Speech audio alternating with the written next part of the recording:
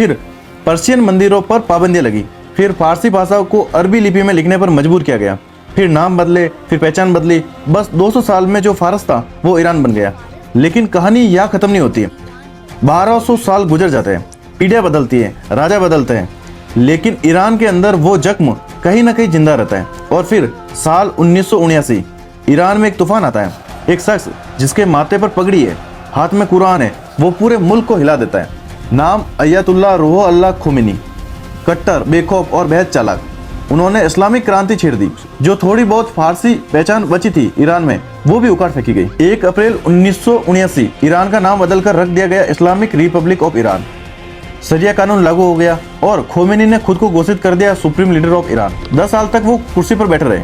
फिर 3 जून 1989 पेट में internal bleeding से उनकी मौत हो गई, लेकिन उनका सिस्टम जिंदा रहा। उनके बाद उनके शिष्य, उन्हीं के सबसे भरोसेमंद आदमी अयतुल्लाह अली खामेनेई को असेंबली ऑफ एक्सपर्ट ने अगला सुप्रीम लीडर चुन लिया। और खामेनेई ने वही किया जो खोमेनी करते आए थे। मुट्ठी और कसी, सिकंजा और कसा 35 साल तक। और फिर 28 फरवरी 2026 अमेरिका और इजराइल की मिलीजुली एयर स्ट्राइक, तेहरान में धमाका और खामेनेई खत्म। यही वो लंबा था तब जब तेहरान की सड़कों पर लोग नाचने लगे। वो लोग जो 1979 से रो रहे थे, वो लोग जो हर रोज इस सिस्टम के नीचे दबे थे, वो लोग जो खुद को ईरानी नहीं फारसी कहते थे। लेकिन यह असली खेल कुछ और था। कुछ लोगों ने हार नहीं मानी। 10वीं सदी में एक छोटा सा समूह समुद्र पार करता है और गुजरात के संजान बंदरगाह पर उतरता है। वहाँ के राजा जाडी राणा के सामने हाथ जोड़ता है और शरण मांगता है, और भारत ने उन्हें अपना लिया। ये थे पारसी, वो लोग जो फारस की आत्मा को अपने सीने में दबाकर भागे थे। जमशेदजी टाटा, जिन्होंने 1868 में टाटा ग्रुप खड़ा किया।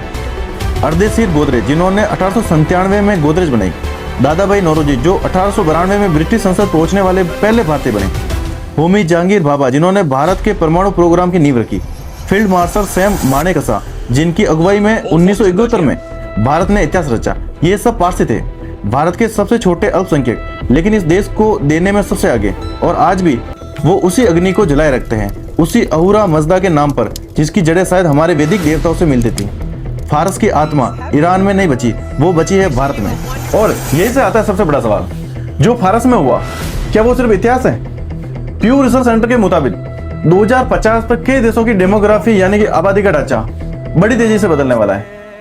नाइजीरिया, इंडोनेशिया और कुछ यूरोपीय देश। जब किसी देश की आबादी बदलती है, सियासत बदलती है। जब सियासत बदलती है तो कानून बदलते हैं, और जब कानून बदलते हैं तो पहचान बदलती है। फारस से ईरान 1000 साल में हुआ। आज की दुनिया में यही बदलाव कितने सालों में हो सकता है? ये सवाल आज भी जवाब मांग रहा है।